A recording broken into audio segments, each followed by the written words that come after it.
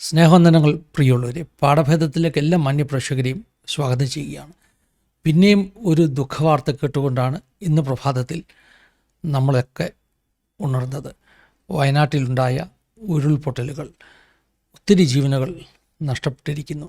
വേദനിക്കുന്ന വാർത്തയാണ്. കഴിഞ്ഞ 2-3 ആഴ്ചയായി ഇങ്ങനെ മനുഷ്യനും പ്രകൃതിയും തമ്മിലുള്ള ജീവൻ മരണ പോരാട്ടത്തിൻ്റെ വാർത്തകൾക്ക് പിന്നാലെയായിരുന്നു മാധ്യമങ്ങളൊക്കെ. ട്രിവാൻഡ്രത്ത് ആമേഴിച്ചൻതോടിലെ ജോയിയുടെ അനുഭവം മുതൽ കർണാടകയിലെ മണ്ണിടിച്ചിലിൽപ്പെട്ട ട്രക്ക് ഡ്രൈവർ അർജുൻ, കഴിഞ്ഞ ആഴ്ച മുഴുവൻ നമ്മുടെയൊക്കെ കണ്ണുകൾ കർണാടകയിലെ രക്ഷാപ്രവർത്തനങ്ങളിലായിരുന്നു. ഇന്ന് പ്രഭാതം മുതൽ നമ്മുടെ സ്വന്തം കേരളത്തിൽ അതിലൊക്കെ വലിയ ഒരു ദുരന്തമാണ് ഉണ്ടായിരിക്കുന്നത്. കർണാടകയിൽ മണ്ണിടിഞ്ഞപ്പോൾ വലിയ വാദങ്ങളും വിവാദങ്ങളും ഒക്കെ ഉണ്ടായി. കർണാടക സർക്കാർ വളരെ തണുപ്പൻ മട്ടിലാണ് രക്ഷാപ്രവർത്തനങ്ങൾ നടത്തുന്നതെന്നൊക്കെ നമ്മൾ മലയാളികൾ വിമർശിച്ചു. എന്താണെങ്കിലും പരസ്പരം പഴിചാരി അങ്ങോട്ടും ഇങ്ങോട്ടുമൊക്കെ ബഹളം വെച്ച് ആ രക്ഷാപ്രവർത്തനത്തിൻ്റെ ക്രെഡിറ്റും അതിൻ്റെ പേരുദോഷവുമൊക്കെ പരസ്പരം നമ്മൾ ചാർത്തുന്നതിൽ ഉത്സാഹം കാണിച്ചു. മാധ്യമങ്ങളാണ് ഒത്തിരി പ്രശ്നമുണ്ടാക്കിയതെന്ന് പൊതുവെ ഒരു വികാരമുണ്ട്. മാധ്യമങ്ങളെന്ന് പറയുമ്പോൾ മുഖ്യധാരാ മാധ്യമങ്ങൾ മാത്രമല്ല, ഇപ്പോഴത്തെ സോഷ്യൽ മീഡിയ മാധ്യമങ്ങൾ. ഞാൻ കഴിഞ്ഞ ദിവസം ഒരു വീഡിയോ ചെയ്തതാണ്. കയ്യിലൊരു മൊബൈലും ഒരു യൂട്യൂബ് ചാനലും ഉണ്ടെങ്കിൽ എന്തെങ്കിലുമൊക്കെ വിളിച്ചു പറയുന്ന ഒരു പ്രവണത. ആത്മീക ലോകത്താണ് അത് ഏറ്റവും കൂടുതൽ ദോഷമുണ്ടാക്കിക്കൊണ്ടിരിക്കുന്നതെന്ന് കഴിഞ്ഞൊരു ദിവസം ഞാൻ വീഡിയോ ചെയ്തിരുന്നു. പലരും എന്നോട് ചോദിച്ചു, ആരെ ഉദ്ദേശിച്ചാണ് പറയുന്നത്? അവരോടൊക്കെ ഞാൻ പറഞ്ഞു, ഒരു വ്യക്തിയെ ഉദ്ദേശിച്ചല്ല, എന്തിനും ഏതിനും തനിക്ക് അറിയാവുന്ന കാര്യത്തിനും അറിയാത്ത കാര്യത്തിനുമൊക്കെ അഭിപ്രായം പറയുന്ന ആളുകളെക്കുറിച്ച്, പ്രത്യേകിച്ചും ഉപദേശ വിഷയങ്ങൾ, ദൈവജനം സംബന്ധിച്ച കാര്യങ്ങളെക്കുറിച്ചൊക്കെ അഭിപ്രായം പറയുന്നവരെക്കുറിച്ചാണ് അന്ന് പറഞ്ഞത്. ഇവിടെ കർണാടക സംഭവം ഉണ്ടായപ്പോഴും അങ്ങനെ ഒത്തിരി യൂട്യൂബ് അല്ലെങ്കിൽ സോഷ്യൽ മീഡിയ മാധ്യമക്കാർ അവിടെ തിങ്ങി നിറഞ്ഞ് അവരവരുടെ വേർഷൻസ് പടച്ചു വിട്ടു. അതൊക്കെ രക്ഷാപ്രവർത്തനത്തെ ബാധിച്ചു എന്നാണ് പറയുന്നത്. കുറഞ്ഞ പക്ഷം കേരളം ഇന്ന് നേരിടുന്ന ഈ ദുരന്തത്തിൽ അങ്ങനെയൊന്നും ഉണ്ടാകാതിരിക്കട്ടെ എന്ന് നമുക്ക് പ്രാർത്ഥിക്കാം. പ്രാർത്ഥന വളരെ ആവശ്യമാണ്. ദൈവമക്കളായ നമ്മളെ സംബന്ധിച്ചിടത്തോളം നമ്മുടെ കയ്യിലുള്ള ഏറ്റവും ശക്തിമത്തായ ആയുധമാണ് പ്രാർത്ഥന. പ്രാർത്ഥനയ്ക്ക് അത്ഭുതങ്ങൾ ചെയ്യുവാൻ കഴിയുമെന്ന് നമ്മൾ വിശ്വസിക്കുന്നു. ഞാൻ ഈ ഒരു പാഠഭേദം റെക്കോർഡിങ്ങിന് അല്പം മുമ്പ് രഞ്ജിത്ത് ഇസ്രായേലുമായിട്ട് സംസാരിച്ചു. ഇന്നലെ തന്നെ രഞ്ജിത്ത് എനിക്കൊരു മെസ്സേജ് ഇട്ടിരുന്നു, പാസ്റ്ററെ നാട്ടിലെത്തിയാൽ നമുക്ക് സംസാരിക്കാമെന്ന് പറഞ്ഞ്. അങ്ങനെ വിളിച്ചതാണ്. താനുമായി അല്പസമയം സാവകാശം സംസാരിക്കാമെന്ന് ഓർത്ത്. അപ്പോൾ അദ്ദേഹം പറഞ്ഞു, പാസ്റ്ററെ ഞാനിപ്പോൾ വയനാട്ടിലേക്ക് പോകാനുള്ള തയ്യാറെടുപ്പിലാണ്. ഞാൻ ചോദിച്ചു, കർണാടകയിൽ പോയി വന്നതല്ലാതുള്ളോ, ഇത്ര പെട്ടെന്ന് തന്നെ പിന്നെയും പോവുകയാണോ?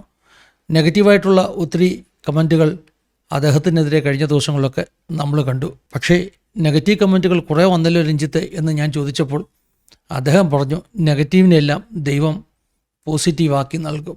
പാസ്റ്ററെ പ്രാർത്ഥിക്കണേ, അവിടെ രക്ഷാപ്രവർത്തനത്തിന് പോവുകയാണ്. എനിക്ക് ആ ചെറുപ്പക്കാരനോടല്പം മതിപ്പ് തോന്നി. ഇത്രയും ദിവസം കർണാടകയിൽ വിശ്രമമില്ലാതെ താനായി ഇന്ന് രാവിലെയാണ് കേരളത്തിലെത്തിയതെന്നാണ് അദ്ദേഹം പറഞ്ഞത്. ഉടനെ തന്നെ വയനാട്ടിലേക്ക് യാത്ര തിരിച്ചിരിക്കുന്നു. അവരെപ്പോലെ രക്ഷാപ്രവർത്തനത്തിന് വേണ്ടി ഓടിയെത്തുന്ന ഒത്തിരി ആളുകൾ കേരളക്കാരുണ്ട്, മലയാളികളുണ്ട്. മലയാളികളുടെ ഒരു പ്രത്യേകതയാണത്. പണ്ട് നമുക്ക് പ്രളയമുണ്ടായപ്പോൾ നമ്മുടെ മത്സ്യബന്ധന സഹോദരന്മാർ എങ്ങനെയാണ് പ്രവർത്തിച്ചത്, അതുപോലെ കേരളത്തിലൊരു പ്രശ്നമുണ്ടാകുമ്പോൾ ഓടിയെത്തുന്ന മലയാളിയാട എന്ന അഭിമാനത്തോടു കൂടെ പറയുന്ന ഒരു കൂട്ടം ആളുകളുണ്ട്. പ്രാർത്ഥിക്കുകയാണ്. രഞ്ജിത്ത് പ്രാർത്ഥനയ്ക്ക് അപേക്ഷിച്ചു, പാസ്റ്ററെ പ്രാർത്ഥിക്കണമേ. രഞ്ജിത്തിനെ പോലെ രക്ഷാപ്രവർത്തനത്തിൽ ഏർപ്പെടുന്ന അത് സൈന്യമാകട്ടെ, ഡിഫറൻറ്റ് ഗവൺമെൻറ് ഏജൻസീസ് ആകട്ടെ, സ്വമേധയാ പ്രവർത്തകരാകട്ടെ, വോളണ്ടിയേഴ്സ്, അവർക്കെല്ലാവർക്കും വേണ്ടി നാം പ്രാർത്ഥിക്കണം. മരണസംഖ്യ കുറയ്ക്കുവാൻ അത് കാരണമായി തീരും. മണ്ണിൻ്റെ അടിയിലൊക്കെ പ്രാണന് വേണ്ടി നിലവിളിക്കുന്ന ചിലരെ കൂടിയെങ്കിലും വേഗത്തിൽ പുറത്തു കൊണ്ടുവരേണ്ടത് ആവശ്യമാണ്. ഊർജിതമാകുന്ന രക്ഷാപ്രവർത്തനമൊക്കെ നടക്കുവാൻ, തടസ്സങ്ങൾ മാറുവാൻ, കാലാവസ്ഥയൊക്കെ അനുകൂലമാകുവാൻ നമുക്ക് പ്രാർത്ഥിക്കാം. ഇത്രയും സമയം ദുഃഖകരമായ ഒരു വാർത്തയെക്കുറിച്ചുള്ള ഒരു അവലോകനമാണ് പറഞ്ഞതെങ്കിൽ അടുത്തതായിട്ട് പറയാൻ പോകുന്നത് ഒരു വലിയ വിവാദത്തെക്കുറിച്ചാണ്. ഇപ്രാവശ്യത്തെ പാരീസ് ഒളിമ്പിക്സ് വലിയ വിവാദത്തിലായിരിക്കുന്നു. വാർത്തകൾ നിങ്ങൾ കണ്ടു കാണാം. കർത്താവിൻ്റെ അന്ത്യത്താഴത്തെ അനുസ്മരിപ്പിക്കുന്ന ലിയനാർഡോ ഡാവിഞ്ചി വരച്ച ലാസ്റ്റ് സപ്പർ എന്ന് പറയുന്ന ആ ഒരു ചിത്രത്തിൻ്റെ പാരഡി പോലെ ഡ്രാഗ് ക്യൂൻസ് നടത്തിയ ഒരു പെർഫോമൻസ്. പാരഡി എന്ന് പറയുമ്പോൾ അതേ പിക്ചറിൽ എങ്ങനെയാണോ യേശുവും ശിഷ്യന്മാരും വരുന്നത്, അതേ ചിത്രത്തോട് സാമ്യം വരുന്ന ഒരു പാരഡി പെർഫോമൻസ് ഡ്രാഗ് ക്യൂൻസ് നടത്തി. ഡ്രാഗ് ക്യൂൻ എന്ന് പറയുമ്പോൾ ഒരുപക്ഷെ നിങ്ങൾക്കറിയാമായിരിക്കാം, കേട്ടിട്ടുണ്ടായിരിക്കാം. മറ്റൊരു സന്ദർഭത്തിൽ പാഠഭേദത്തിൽ ഞാനിത് നേരത്തെ തന്നെ പറഞ്ഞിട്ടുള്ളതാണ്. സ്ത്രീവേഷം കെട്ടുന്ന പുരുഷന്മാരെയാണ് ഡ്രാഗ് ക്യൂൻ എന്ന് പറയുന്നത്. കണ്ടാൽ സ്ത്രീകളാണെന്ന് തോന്നും. ഒരുപക്ഷെ സ്ത്രീകളെക്കാട്ടിലും അഴകും മറ്റുമൊക്കെയുള്ള പുരുഷന്മാർ, അവർ സ്ത്രീവേഷം കെട്ടിയാൽ അവർ സ്ത്രീയല്ലെന്ന് പുരുഷനാണെന്ന് പറയുക പോലുമില്ല. അങ്ങനെയുള്ള ഡ്രാഗ് ക്യൂൻസിൻ്റെ ഒരു പെർഫോമൻസ് ഇവിടെ മനസ്സിലാക്കണം. ഡ്രാഗ് ക്യൂൻസ് എന്ന് പറയുമ്പോൾ ട്രാൻസ്ജെൻഡറുകളെ അല്ല ഉദ്ദേശിക്കുന്നത്, അല്ലെങ്കിൽ ആ ഗ്രൂപ്പിൽപ്പെട്ടവരെയല്ല ഉദ്ദേശിക്കുന്നത്. ഇവരുടെ ഐഡൻറ്റിറ്റി പുരുഷനാണെന്ന് തന്നെ പറയുമ്പോൾ അവർ സ്ത്രീവേഷം കെട്ടി പെർഫോമൻസുകൾ നടത്തുന്നു. പക്ഷേ ഇപ്പോൾ ഇവിടെ ഈ പെർഫോമൻസ് നടത്തിയപ്പോൾ ഒരു പ്രശ്നമുണ്ടായി. വളരെ മ്ലേച്ഛമായ വൾഗറായ ശരീരഭാഷയും അതുപോലെ തന്നെ അവയവ പ്രദർശനവും ഒക്കെ ഈ ഒരു പെർഫോമൻസിൽ ഉണ്ടായിരുന്നു. കൊച്ചുകുട്ടികൾ പോലും പങ്കെടുത്ത ഒരു പെർഫോമൻസിൽ അങ്ങനെയുള്ള കാര്യങ്ങൾ നടത്തിയത് അല്ലെങ്കിൽ കാണിച്ചത് തെറ്റാണ് എന്ന് സെക്കുലർ ലോകം തന്നെ അഭിപ്രായപ്പെട്ടിരിക്കുകയാണ്. ലോകത്തിലെ ഉന്നതന്മാരാകുന്ന രാഷ്ട്രീയ നേതാക്കന്മാർ, രാജ്യങ്ങളുടെ തലവന്മാർ, കലാകാരന്മാർ ഒക്കെ ഈ ഒരു വിഷയത്തിൽ പാരീസ് ഒളിമ്പിക്സിൽ നടന്ന ഈ സംഭവത്തിൽ എതിരായി വന്നിരിക്കുകയാണ്. ആവിഷ്കാര സ്വാതന്ത്ര്യം എന്ന പേരിൽ എന്തും കാട്ടിക്കൂട്ടുന്ന ഒരവസ്ഥ ഇവിടെ നമ്മൾ മനസ്സിലാക്കണം. വോക്ക് കൾച്ചർ എന്ന് പറയും. അതായത് ഈ LGBT ഗ്രൂപ്പിനെയൊക്കെ പ്രോത്സാഹിപ്പിക്കുന്ന, അവരുടെ റൈറ്റ്സിനു വേണ്ടി നിൽക്കുന്ന ഒരു സംസ്കാരമാണ് ഈ വോക്ക് കൾച്ചർ എന്നൊക്കെ പറയുന്നത്.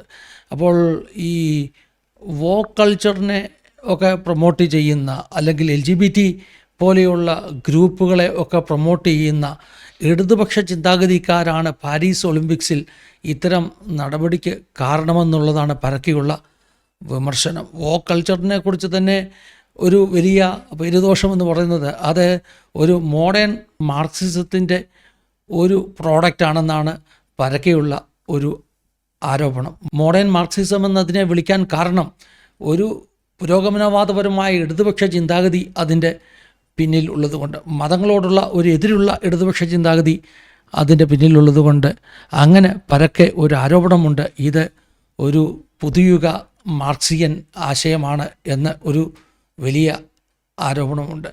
എന്താണെങ്കിലും ഒട്ടും ടോളറൻസ് ഇല്ലാത്ത ഒരു പ്രകടനമായിപ്പോയി. സാധാരണ LGBT ഗ്രൂപ്പുകാർ ടോളറൻസിനെ കുറിച്ച് വാദോരാതെ സംസാരിക്കുന്നവരാണ്. മതങ്ങൾക്ക് അവരോട് ടോളറൻസ് ഇല്ല എന്ന് വാദിക്കുന്നവരാണ്. പക്ഷേ സത്യത്തിൽ ഒട്ടും ടോളറൻസ് ഇല്ലാത്തത് ഈ LGBT ഗ്രൂപ്പുകൾക്കാണ്. കാരണം അവർക്ക് കിട്ടിയ ഒരു ആശയം മതങ്ങളോടുള്ള അവരുടെ പകയും മതവിശ്വാസികളോടുള്ള അവരുടെ എതിർപ്പുമൊക്കെ പ്രകടിപ്പിക്കുവാൻ ശക്തമായിട്ട് അവർ ഉപയോഗിക്കുകയാണ്. എന്തായാലും കാര്യം വളരെ വിവാദമായപ്പോൾ ഒളിമ്പിക്സ് കമ്മിറ്റി വന്ന് ക്ഷമ പറഞ്ഞു. ആർക്കെങ്കിലും വേദനിച്ചെങ്കിൽ ക്ഷമിക്കുക എന്ന് പറഞ്ഞു. ഈ പ്രോഗ്രാം പ്രൊഡ്യൂസ് ചെയ്ത ആളുകൾ വന്ന് പറഞ്ഞത് ഇത് ലാസ്റ്റ് സപ്പറിനെ അല്ല അവരുദ്ദേശിച്ചത്. അവർ മനസ്സിൽ കണ്ടത് മറ്റൊരു ചിത്രമുണ്ട്, ഗ്രീക്ക് ദേവന്മാരുടെ ഒരു ഫീസ്റ്റ്, ഒരു ഉത്സവത്തിൻ്റെ മറ്റൊരു പിക്ചറുണ്ട്, ആ പിക്ചറിനെയാണ് അവർ അനുകരിച്ചതെന്ന് പറയുന്നു. സത്യത്തിൽ ഗ്രീക്ക് ദേവന്മാരുടെ ഫീസ്റ്റിനെ കുറിച്ചുള്ള പിക്ചറുമായിട്ട് ഈ പറയുന്ന പെർഫോമൻസിൽ നമ്മൾ കണ്ട ആ സീനിന് യാതൊരു സാമ്യവുമില്ല. പക്ഷേ എനിക്ക് മനസ്സിലാക്കിയ ഒരു കാര്യം, ഗ്രീക്ക് ദേവന്മാരുടെ ഫീസ്റ്റിനെ കുറിച്ചുള്ള ആ ചിത്രവും യേശുവിൻ്റെ ലാസ്റ്റ് സപ്പറും പല സീനിൽ മാറി മാറി അവർ കാണിച്ചു എന്നുള്ളതാണ് സത്യം. ഇത് രണ്ടും കൂടെ മിക്സ് ചെയ്ത ഒരു പെർഫോമൻസ് ആയിരുന്നു. ഒരു ഭാഗത്ത് ഗ്രീക്ക് ദേവന്മാരുടെ ആ ഒരു ഫീസ്റ്റിനെ അനുസ്മരിപ്പിക്കുന്ന രംഗങ്ങൾ ഉണ്ടായിരുന്നു. കാരണം അതിനകത്ത് ആ ചിത്രത്തിൽ ഗ്രീക്ക് ദേവന്മാരും ദേവതകളുമൊക്കെ നഗ്നരായിട്ട് നിൽക്കുന്ന, നഗ്നത പ്രദർശിപ്പിക്കുന്ന ചില ഭാഗങ്ങൾ ആ ചിത്രത്തിലുള്ളത് ഈ ഒരു പെർഫോമൻസിലും ഉണ്ടായിരുന്നു. അതിൻ്റെ കാരണം ഇവർ ഗ്രീക്ക് ദേവന്മാരുടെ ഫീസ്റ്റിനെയും ലോർഡ് സപ്പറിനെയും ഒരുപോലെ എടുത്തിട്ടാണ് ഈ പെർഫോമൻസ് ഉണ്ടാക്കിയതെന്നാണ് നമ്മൾ മനസ്സിലാക്കേണ്ടത്. ലോർഡ് സപ്പറിനെ എടുക്കുവാനുള്ള കാരണം ക്രിസ്തീയതയെ, യേശുക്രിസ്തുവിനെ അല്ലെങ്കിൽ LGBT ആശയങ്ങളോട് ക്രിസ്ത്യാനികൾ എതിരായതുകൊണ്ട് അവരെ പരിഹസിക്കുക, ക്രിസ്ത്യാനികളെ, ക്രിസ്തീയതയെ പരിഹസിക്കുക എന്ന ഒറ്റ ലക്ഷ്യം വെച്ചുകൊണ്ടാണ്. ഒട്ടും ടോളറൻസ് ഇല്ല എന്ന് അതുകൊണ്ടാണ് ഞാൻ പറഞ്ഞത്. വേദപുസ്തകം എന്താ പറയുന്നത്? അന്ത്യകാലത്ത് പരിഹാസികൾ എഴുന്നേൽക്കും. സൊദോം ഗോമോറയുടെ കാലത്തിലെ പോലെ, നോഹയുടെ കാലത്തിലെ പോലെ അന്ത്യകാലത്ത് പരിഹാസികൾ എഴുന്നേൽക്കും. സത്യത്തിൽ ലോകത്തിലുണ്ടായിരിക്കുന്ന ഇത്തരം ചലനങ്ങൾ, വോക്ക് കൾച്ചർ, വോക്ക് മെൻറ്റാലിറ്റി, ഇതൊക്കെ നമ്മൾ കാണുമ്പോൾ പഴയ സൊദോം ഗോമോറ ഒക്കെ ഇന്ന് പുനർജീവിച്ചിരിക്കുന്നു എന്ന് നമുക്ക് പറയേണ്ടിയിരിക്കുന്നു. ചുറ്റും കാണുന്ന കാഴ്ചകൾ അത്ര വൈകല്യം നിറഞ്ഞതാണ്, അത്ര വികൃതമായതാണ്. മ്ലേച്ഛമാണെങ്കിൽ പോലും മ്ലേച്ഛമെന്ന് നമുക്ക് വിളിക്കാൻ കഴിയാത്ത സാഹചര്യം. നമ്മൾ മ്ലേച്ഛമെന്ന് വിളിച്ചാൽ അവർ പറയും നിങ്ങൾക്കൊട്ടും ടോളറൻസ് ഇല്ലാത്തത് കൊണ്ടാണ്. അത്ര ദാരുണമായ ഒരവസ്ഥയിലൂടെയാണ് ലോകം കടന്നു പോകുന്നത്. എലോൺ മസ്കൊക്കെ ഈ പറഞ്ഞ സംഭവത്തിനെതിരായിട്ട് സംസാരിച്ചു. കാരണം അദ്ദേഹത്തിൻ്റെ മകൻ തന്നെ ഇപ്പോൾ ലിംഗമാത്യ ശസ്ത്രക്രിയയൊക്കെ നടത്തി ഒരു പെൺവേഷം കെട്ടിയിരിക്കുകയാണ്. അതിന് മസ്കിനൊക്കെ വലിയ എതിരുണ്ട്. മസ്ക് ഏത് വിധത്തിലും ഈ വോക്ക് കൾച്ചറിനെ ഇല്ലായ്മ ചെയ്യുമെന്ന് ശപഥം ചെയ്തിരിക്കുകയാണ്. മസ്കിൻ്റെ ഭാഷയിൽ വോക്ക് മൈൻഡ് വൈറസ് ബാധ എന്നാണ് മസ്ക് ഇതിനെ വിളിച്ചിരിക്കുന്നത്. ഇതൊരു വൈറസ് ബാധ പോലെ യുവതയെ പിടിച്ച് കാർന്നു നിന്നുകൊണ്ടിരിക്കുകയാണ്. ഒരു സൊദോം ഗൊമോറ ആവർത്തിക്കപ്പെടുന്നു.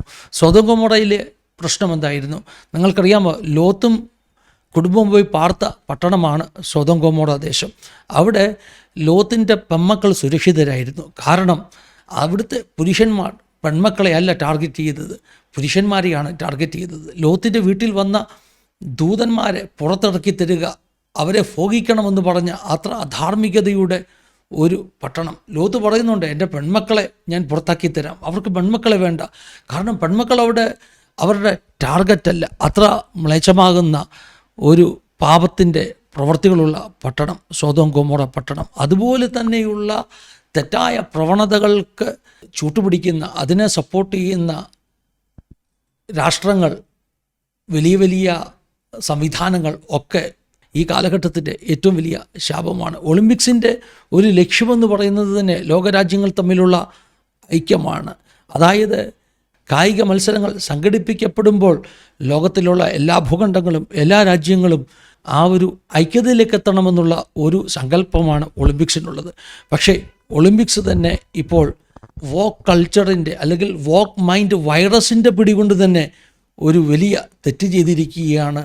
ഒരു വലിയ സമൂഹത്തെ മുഴുവൻ അപമാനിക്കുന്ന രംഗങ്ങൾ അവതരിപ്പിച്ച് ഒട്ടും ടോളറൻസ് ഇല്ലാത്ത തെറ്റായ ചിന്താഗതികളെ അവർ വളർത്തി വിട്ടിരിക്കുകയാണ്. ഇത് വലിയ അപകടമാണ്. ഒത്തിരി ദേശീയ നേതാക്കന്മാർ, കായിക താരങ്ങൾ, സെലിബ്രിറ്റീസ് ഒക്കെ ഇപ്പോൾ പറഞ്ഞുകൊണ്ടിരിക്കുന്നു പാരീസ് ഒളിമ്പിക്സ് ബഹിഷ്കരിക്കുക, ബോയ്ക്കോട്ട് ചെയ്യുക. ഇപ്പോൾ ട്രെൻഡ് ചെയ്യുന്ന ഒരു ഹാഷ്ടാഗാണ് ഒളിമ്പിക്സിനെ ബോയ്ക്കോട്ട് ചെയ്യുവാൻ, പാരീസ് ഒളിമ്പിക്സിനെ ബോയ്ക്കോട്ട് ചെയ്യുവാനുള്ള ഹാഷ്ടാഗ്. ക്രിസ്തീയ നേതാക്കന്മാരൊക്കെ പ്രതികരിച്ചിരിക്കുന്നു. ഞാൻ വിശ്വസിക്കുന്നു ഈ ദിവസങ്ങളിൽ വലിയ കാതലിക് ചർച്ച് പോലെയുള്ള പോപ്പ് പോലെയുള്ള വലിയ നേതാക്കന്മാരൊക്കെ ഇതിനെതിരായി പുറത്തു വന്ന് സംസാരിക്കും എന്ന് ഞാൻ വിശ്വസിക്കുക. എന്തായാലും ഒരു കാര്യം ഉറപ്പായി, കർത്താവായ യേശു ക്രിസ്തുവിൻ്റെ മടങ്ങി വരവിന് മുമ്പേ സൊദോം ഗൊമോറ പട്ടണങ്ങളെപ്പോലെ ലോകം പാപത്തിലേക്ക്, അതിൻ്റെ ഒരു മൂർധന്യാവസ്ഥയിലേക്ക് വളർന്നുകൊണ്ടിരിക്കുകയാണ്. മണവാട്ടി സഭ എടുക്കപ്പെടുവാനുള്ള സമയമായി. ദൈവം നമ്മെ സഹായിക്കട്ടെ, അനുഗ്രഹിക്കട്ടെ. God bless you all. Have A wonderful day.